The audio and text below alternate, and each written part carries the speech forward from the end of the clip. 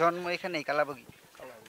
দাদা হয়ে গেল ৬০ বিঘা জমি ছিল সোবাহান গাজীদের। ২ দশকের ব্যবধানে একে একে সব গেছে শিবসা ও সুতারখালী নদীর গর্ভে। এখন মাথা গোঁজার জন্য নদীর পাশে অন্যের জমিতে খুপড়ি ঘরই ভরসা তার। আমাদের জমা জমি তো চলে গেল নদীতে।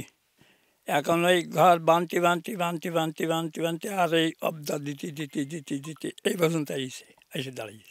শুধু সোবাহান গাজী একা নন, খুলনার দাগনভূঞা উপজেলার নদীবেষ্টিত গ্রাম কালাবগীতে বছরের পর বছর নদী ভাঙনে সহায় সম্বল হারাচ্ছেন বাসিন্দারা। প্রায় ৩ বর্গ কিলোমিটার এই গ্রামে বর্তমানে এমন পরিবারের সংখ্যা ১.৫ শতাধিক। সব হারিয়ে অন্যত্র চলে গেছে আরও ৩ শতাধিক পরিবার। ভূমিহীন এসব মানুষের জীবিকা চলে নদী ও সুন্দরবনে মাছ ধরে বা বনে কাঠ, গোলপাতা, মধু সংগ্রহ করে। খাওয়ার পানির জন্য সংগ্রাম, রোগশোক আর নিদারুণ দারিদ্র্যে কাটে তাদের জীবন। যদি কোনো মারাত্মক রোগী হয় তা আমাদের বেশিরভাগ ফেলাই দিতে হয়, কারণ ওই কিছু পথ যাওয়ার পরে কয় কি যে ডেড বডি। আমার জীবনে ৩বার সরিছি, আর এই এক জায়গায় আছে 4বার। কয়েকবার বাড়িঘর ভেঙে গেছে, আবার রাস্তাঘাট হয়েছে, রাস্তার ভিতরে আইসে এই বাড়িঘর করেছে। আবার নদী ভাঙনে যখন পানি ভরে তখন কষ্ট হয়, এপাশে ওপাশে জাতি মনে করেন এই উঠোনের ভিতরে পানি থাকে। গত বছর এক চোটে মনে হয় ২০০-২৫০ ঘর এক চোটে নদীতে সব ভেঙে নিয়েছি।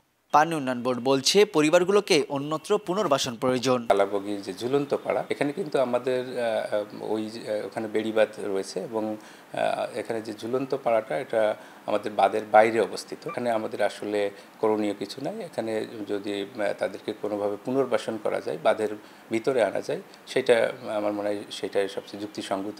বাঁধটা আমরা যদি নদীর কাছ দিয়ে নিই, সেক্ষেত্রে বাঁধের যে স্থায়িত্ব সেগুলো কমে যায় অনেকাংশে।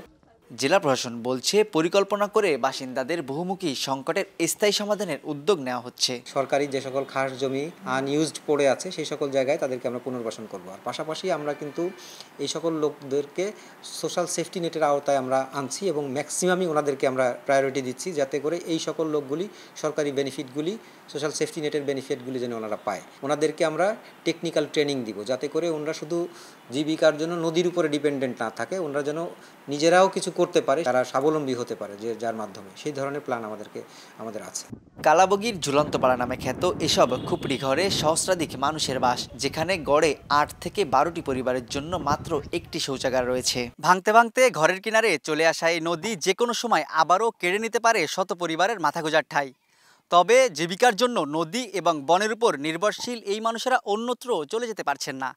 তাই হয়তো নিয়তির লিখন মেনে বাধ্য হয়ে এখানেই থাকেন তারা। দাকপের কালাবগী থেকে তানজিম আহমেদ, সময় সংবাদ।